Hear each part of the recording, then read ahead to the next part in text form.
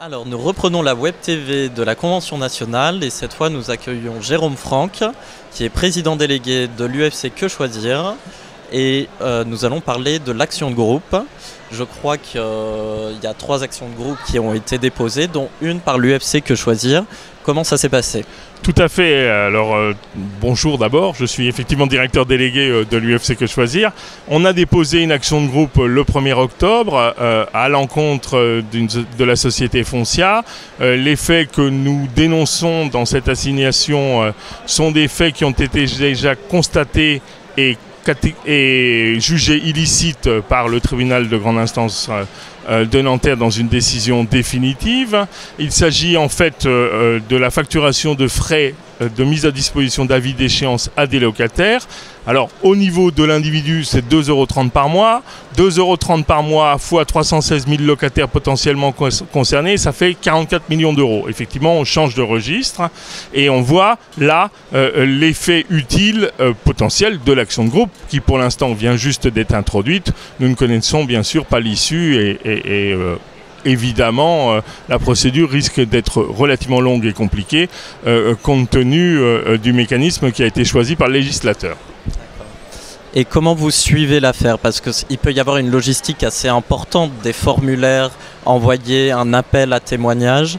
Est-ce que c'est une procédure très lourde pour une association? C'est clair que le schéma procédural a des implications conséquentes, notamment pour recueillir ensuite dans une deuxième étape l'adhésion du consommateur. Donc vous imaginez la constitution d'un fichier de 316 000 personnes qui sont susceptibles de déménager, qui sont susceptibles de bouger, qui doivent vous envoyer des documents, qui doivent gérer ces documents.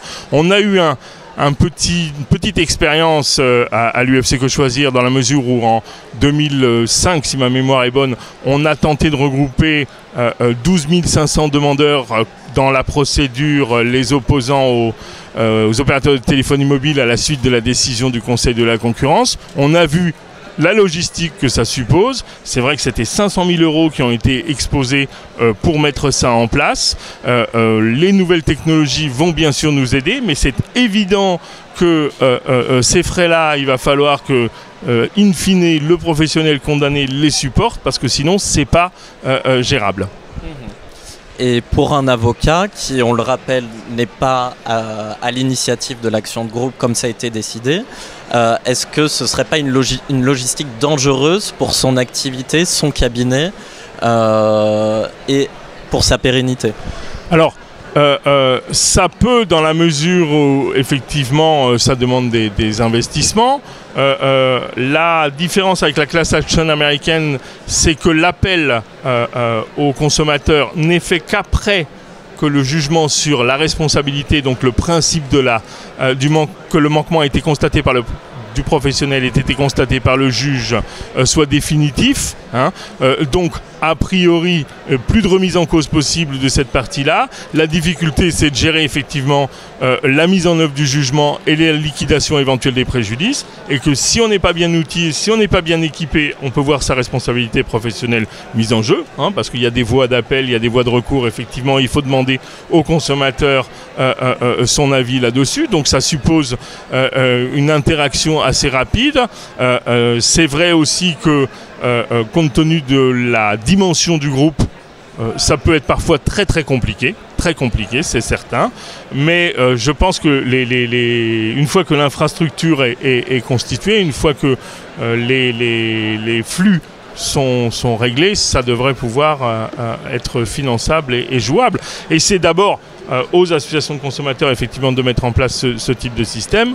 Pour le moment, comme vous l'avez dit, le monopole de la représentation est confié aux associations de consommateurs. Là, le législateur a dit qu'il reverrait les conditions dans un délai de 3 ans. On en rediscutera. En tout état de cause, la procédure étant introduite devant le tribunal de grande instance, le ministère d'avocats est obligatoire et c'est sûr que les associations vont collaborer avec les cabinets, avec les avocats comme elles l'ont toujours fait pour que ceci se passe au mieux et de manière la plus fluide possible. On vous remercie et on vous souhaite une très bonne convention nationale. Merci à vous. Au revoir.